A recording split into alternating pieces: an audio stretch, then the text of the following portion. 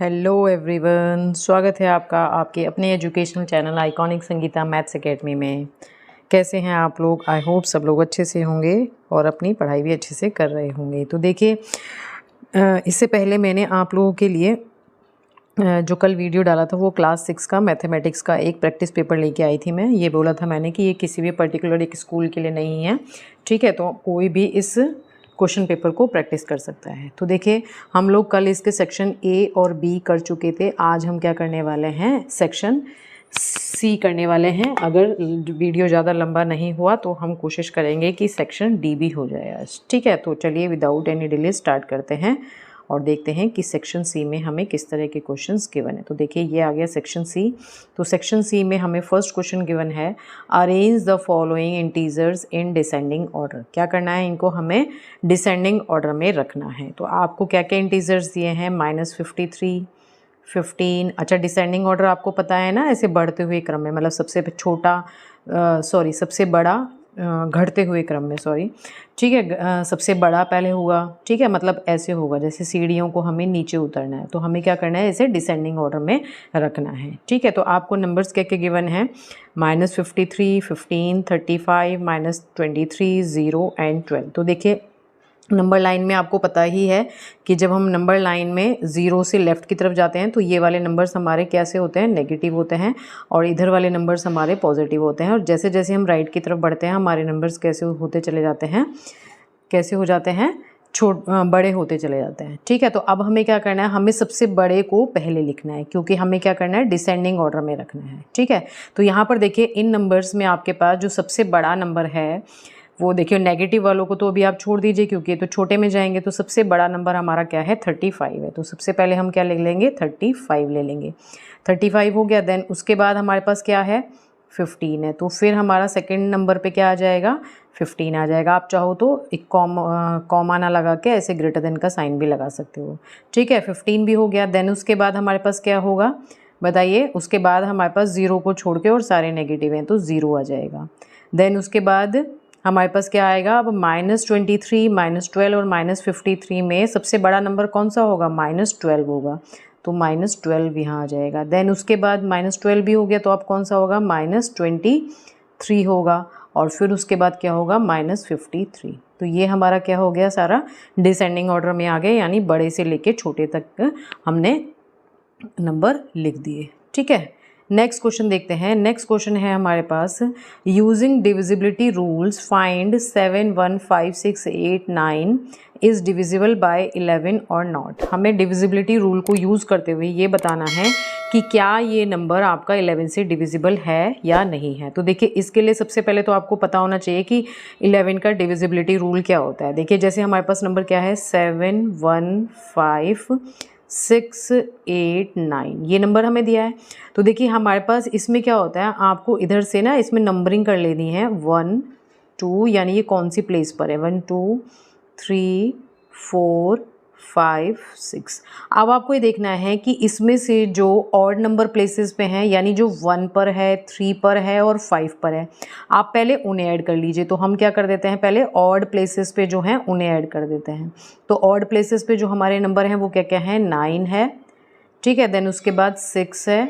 Then उसके बाद 1 है, ठीक है। तो हमने 9 + 6 + 1 कर दिया, तो हमारे पास टोटल कितना आ जाएगा? ये आ जाएगा 16 आ जाएगा। अब हम क्या करेंगे? इवन प्लेसेस पर जो नंबर हैं उन्हें ऐड कर लेते हैं। तो इवन प्लेसेस पर हमारे पास क्या क्या नंबर हैं? 2 के नीचे 8 है, और 4 यानी इवन प्लेस के नीचे 5 है, और 6 के नीचे 7 है। तो 8 + 5 13, 13 + 7 इज़, बताइए, 20 हो जाएगा। अब आपको क्या करना है? इन दोनों का डिफरेंस निकालना है। क्या करना है? अब आपको इन दोनों का डिफरेंस निकालना है। तो डिफरेंस निकाल दीजिए, 20 - 16 कर दीजिए, कितना आया?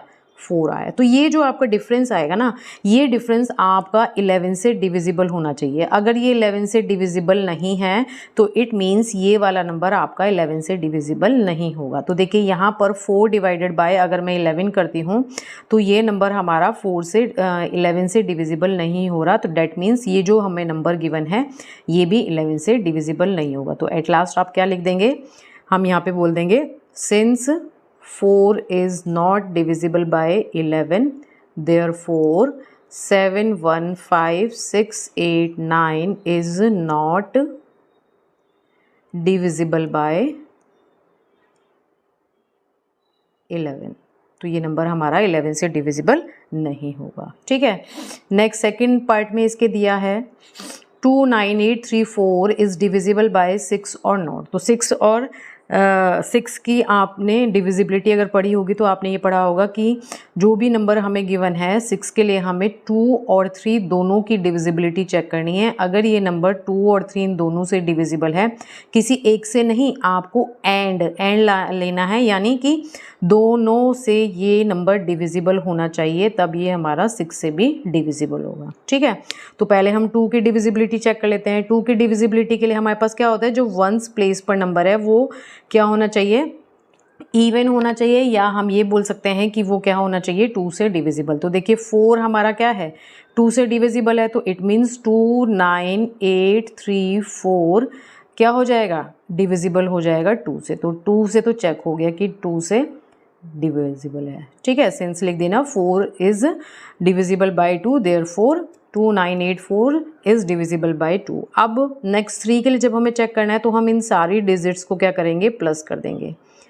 8 + 3 + 4 तो कितना हो जाएगा, 9 + 2 11, 11 + 8 19, 19 + 3 22, 22 + 4 26 आया। कितना आ गया ये, 26। आप देखिए क्या 26 3 से डिविजिबल है, नॉट, नहीं है डिविजिबल। ठीक है, तो हमने यहाँ पे लिख दिया सिंस 26 डिविजिबल बाय 3, ये क्या है, इससे डिविजिबल नहीं है, therefore 29834 is not divisible by 6, क्योंकि 1 से ये डिविजिबल नहीं हुआ। खाली 2 के डिविजिबल होने से फ़र्क नहीं पड़ेगा, दोनों से डिविजिबल होना चाहिए, तो इट मीन्स ये 6 से डिविजिबल भी नहीं होगा। ठीक है, नेक्स्ट देखते हैं। नेक्स्ट है हमारे पास draw a rough sketch of a pentagon and draw its diagonals, write the number of the diagonals it has. तो ये कह रहे हैं कि आप एक पेंटागन बना दीजिए। तो मैंने सपोज एक पेंटागन बना दिया, ये एक पेंटागन हो गया, ABCDE। ठीक है, अब ये कह रहे हैं कि इसके डायगोनल्स बनाइए। तो देखिए डायगोनल्स क्या क्या हो सकते हैं इसका, एक होता है AC हो सकता है, एक AD हो सकता है, BE हो सकता है, BD हो सकता है और CE हो सकता है। तो हमारे पास क्या क्या आ गए इसके diagonals, AC, AD, BE, BD and CA। ठीक है, और कितने हो गए ये टोटल नंबर ऑफ डायगोनल्स, 5 हो गए। तो हमने इन्होंने ये पूछा है right the number of the diagonals it has, तो वो कितना हो जाएगा, 5। और जो ड्रॉ करने के लिए उन्होंने बोला था वो हमने यहाँ पर ड्रॉ कर दिया। नेक्स्ट क्वेश्चन है 14, इसमें after simplifying put appropriate sign in the blank. इसको सिंप्लीफाई करिए और फिर यहाँ पर साइन लगाइए कि ये ग्रेटर है, लेफ्ट हैंड साइड ग्रेटर है या क्या है, लेस देन है। तो देखिए -25 और प्लस -15 को जब हम सॉल्व करेंगे तो ये -15 हो जाएगा, प्लस और माइनस मल्टीप्लाई होके।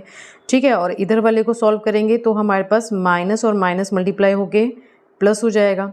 तो देखिए हमारे पास क्या है, ये भी माइनस का है, ये भी माइनस का है, तो ये दोनों क्या हो जाएंगे, आपस में ऐड हो जाएंगे। तो कितना आ जाएगा, -40 आ जाएगा। और यहाँ पर हमारा कितना आ जाएगा, ये भी हमारा 25 + 15 40 हो जाएगा। बट ये -40 है और ये +40 है। तो बताइए -40 हमारा +40 से क्या होगा, छोटा होगा। तो बस यहाँ पर हमारा जो साइन आएगा वो क्या आ जाएगा, लेस देन का आ जाएगा। ठीक है, नेक्स्ट क्वेश्चन है हमारे पास, the number of sheet of paper for making a notebook is 6000। किसी एक नोटबुक को बनाने के लिए जो नंबर ऑफ शीट्स अवेलेबल हैं वो कितनी है, 6000 है। Each sheet makes 12 pages of a notebook, है ना। मान लो एक बड़ी सी शीट है, ठीक है, एक नोटबुक के इसमें से कितने पेजेस बन सकते हैं, 12 पेज बन सकते हैं। सपोज 1 2 3 4 5, थोड़ा इसको और छोटा छोटा कर लेते हैं, 1 2 3 4 5 6 7 8 9 10 11 12, इस तरह से हमारे इसमें से थोड़े अनइक्वल हो गया, मतलब मैं आपको समझाने के लिए बताया मैंने। इसमें से ऐसे 12 पेजेस एक शीट में से निकल सकते हैं। तो ये कह रहे हैं अगर एक नोटबुक 400 पेजेस की बनेगी, then find how many notebooks can be made from the paper available. ये जो हमारे पास पेपर अवेलेबल है इसमें से हम कितनी नोटबुक्स बना सकते हैं ये आपको बताना है। ठीक है, तो देखिए यहाँ पर हम थोड़ा सा इसको यहाँ से स्टार्ट कर लेते हैं। हमारे पास जो नंबर ऑफ़ शीट्स अवेलेबल हैं, नंबर ऑफ़ शीट्स जो हमें गिवन है वो कितनी गिवन है, 6000 गिवन है। ठीक है, और नंबर ऑफ़ पेजेस, ठीक है, made from one sheet equals to, कितने पेजेस बना सकते हैं हम, एक में से 12 बना सकते हैं। ठीक है, तो इट मीन्स अब हम जो 6000 में से, इस 6000 में से टोटल नंबर ऑफ़ पेजेस बना सकते हैं वो कितने होंगे, टोटल नंबर ऑफ़ पेजेस,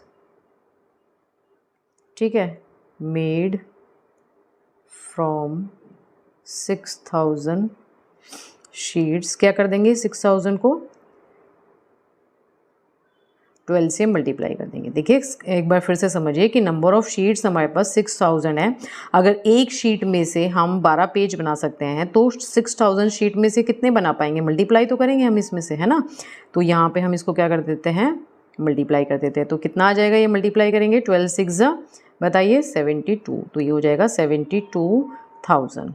ठीक है, 72,000 हो गया। अब एक नोटबुक में कितने पेजेस हो सकते हैं, 400। अब हम यहाँ पे लिख देते हैं number of pages in one notebook is equals to कितने हो सकते हैं, 400।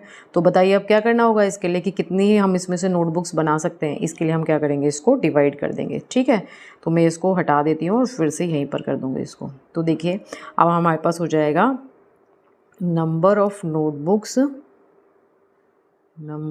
Notebooks which could be made,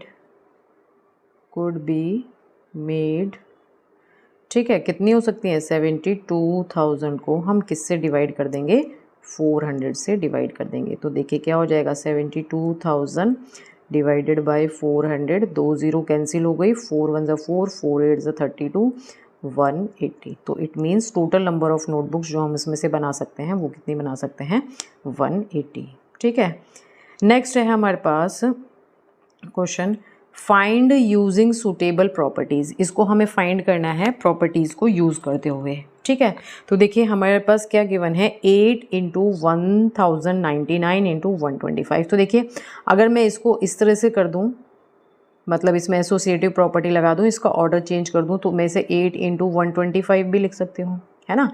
और 1099 को ऐसे ही रहने दें और 125 के हम 8 से मल्टीप्लाई करेंगे तो ये कितना आता है, 1000 आ जाता है। अब इन दोनों की मल्टीप्लिकेशन करनी कितनी ईजी हो गई, तो ये हो जाएगा 1099,000। तो ये इसकी मल्टीप्लिकेशन आ गई। ठीक है, नेक्स्ट पार्ट है हमारा, इसमें 239 को 98 से मल्टीप्लाई करना है। तो देखिए इसे कैसे कर लीजिए, ये हो जाएगा 239 इंटू, अब यहाँ तो हमें कोई ऐसा दिया नहीं कि हम किसी दो को आपस में मल्टीप्लाई करें तो वो टेंस के मल्टीपल में आ जाए। तो हम 98 को लिख देते हैं 100 - 2 लिख सकते हैं ना।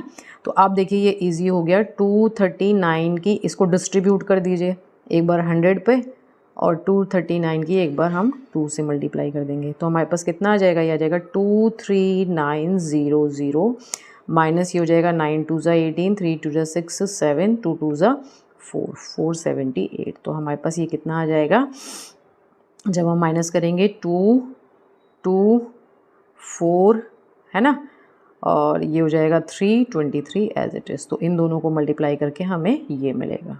ठीक है, नेक्स्ट क्वेश्चन है हमारे पास, 3 pieces of wood measuring 70 meter, 105 meter, 175 meter long have to be divided into planks of equal length। मतलब एक बड़ा सा वुड है, इसे हमें एक 70 का है सपोज़, एक 150 का है, सॉरी 105 का है सपोज़, और एक है 175 मीटर का।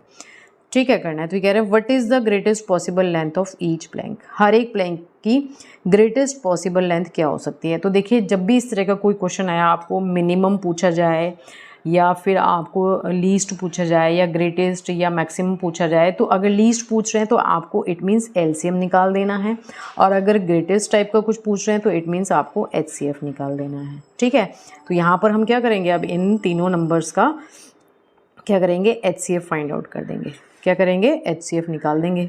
तो हमारे पास जब हम इसका एचसीएफ निकालेंगे तो बताइए कैसे निकालते हैं हम एचसीएफ। थोड़ा सा यहाँ पर स्पेस है ऊपर, यहाँ देख लेते हैं इसको।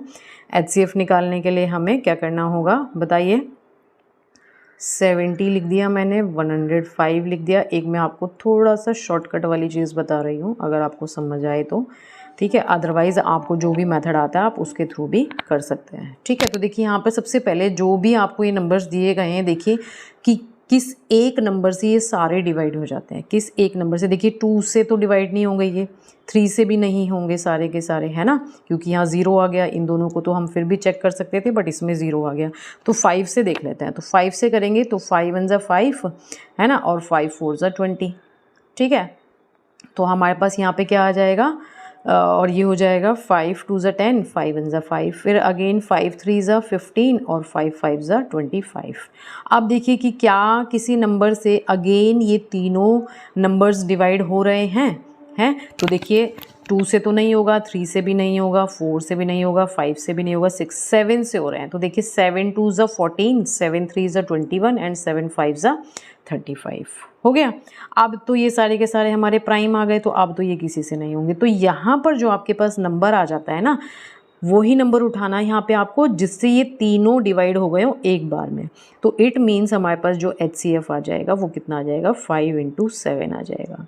तो इट मीन्स जो भी इसकी ग्रेटेस्ट पॉसिबल लेंथ हमें लेनी है वो कितनी लेनी है, 35 मीटर लेनी है। कितनी लेनी है, 35 लेनी है। तो नेक्स्ट क्वेश्चन की तरफ बढ़ते हैं। तो यानी जो ग्रेटेस्ट पॉसिबल लेंथ इन्होंने पूछी थी वो कितनी होगी, 35 होगी। नेक्स्ट इन्होंने पूछा है draw a rough diagram for each of the following. एक क्लोज कर्व बताना है आपको, that is not a polygon. आपको एक क्लोज कर्व बताना है कि जो कि क्या हो, पॉलीगन ना हो, पॉलीगन ना हो। ठीक है, तो देखिए एक क्लोज कर्व, एक वैसे तो आप सर्कल भी ले सकते हैं क्योंकि पॉलीगन तो हमेशा स्ट्रेट लाइन से बनते हैं। ठीक है, या फिर आप ऐसे ऐसे ऐसे टेढ़ा मेढ़ा करके भी कुछ बना सकते हैं। ठीक है, फिर नेक्स्ट सेकंड पार्ट में कह रहे हैं an open curve made up of entirely segments, line segment से ही बना हो ऐसा बनाना है। तो आप इसमें तो कुछ भी बना सकते हैं, ऐसे बना के छोड़ दीजिए इसको। ठीक है, या फिर ऐसे बना के छोड़ दीजिए। तो क्योंकि ये हमारा क्या है, लाइन सेगमेंट से भी बना है और ओपन भी है, आपस में जो स्टार्टिंग और एंड पॉइंट्स हैं वो आपस में ज्वाइन नहीं हो रहे हैं। ठीक है, नेक्स्ट क्वेश्चन है इसमें, look at your watch, how many right angles do the minute hand moves between 8 AM and 11:30 AM।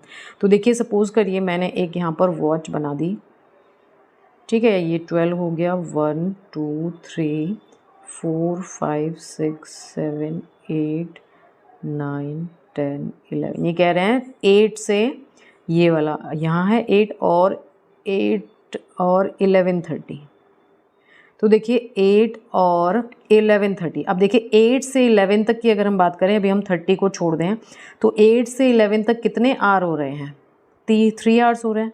और एक आवर में ये कितने राइट एंगल बनाता है, देखिए एक जब 12 से 1 बजेंगे या 8 से 9 बजेंगे तो एक राइट एंगल ये बना, फिर एक राइट एंगल ये बना, फिर एक राइट एंगल ये बना और फिर एक राइट एंगल ये बना। यानी 1 घंटे में कितने राइट एंगल बन रहे हैं, 4 बन रहे हैं। तो 3 घंटे में कितने बनेंगे, 4 × 3 12 हो जाएंगे।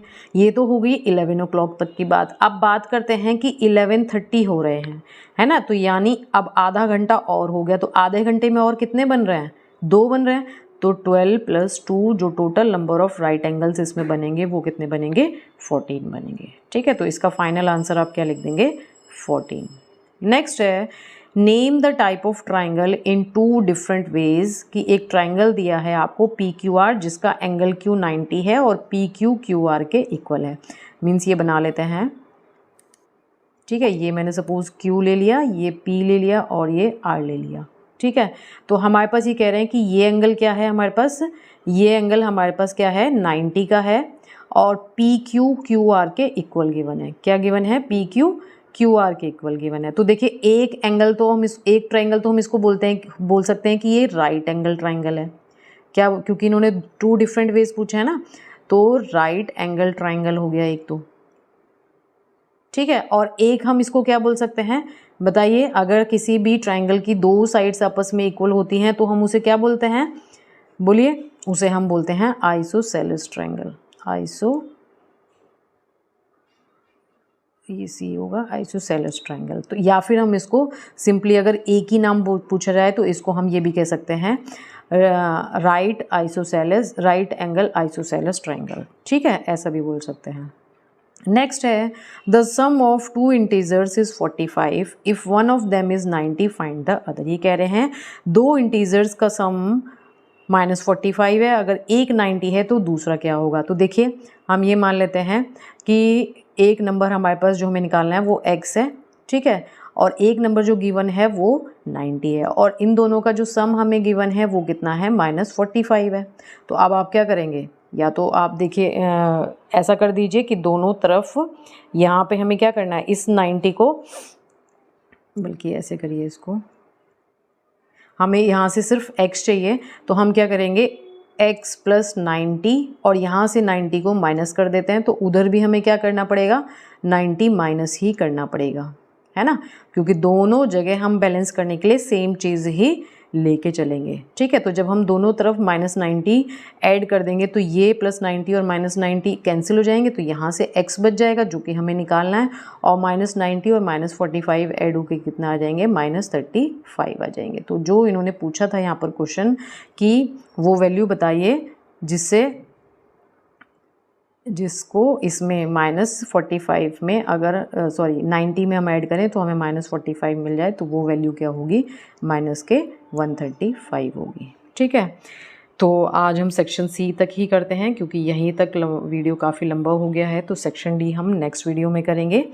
अगर आप लोगों को ये वीडियो अच्छा लगा है तो प्लीज़ इसे लाइक करें, ठीक है, शेयर करें अपने फ्रेंड्स के साथ ज़्यादा से ज़्यादा। और अगर आप लोग मेरे चैनल पर नए हैं और आप लोगों ने मेरे चैनल को अभी तक सब्सक्राइब नहीं किया है तो प्लीज़ मेरे चैनल को सब्सक्राइब करें और नोटिफिकेशन बेल ऑन करें, क्योंकि इस तरह के वीडियोज़ मैं डालती रहती हूँ। तो आप लोग अगर सब्सक्राइब करके रखेंगे, नोटिफिकेशन बेल ऑन करके रखेंगे, तो जैसे ही मैं वीडियो डालूँगी आप लोगों को वो इंस्टेंटली मिल जाएगा। तो चलिए मिलते हैं इसी तरह की किसी नई वीडियो के साथ, तब तक के लिए बाय।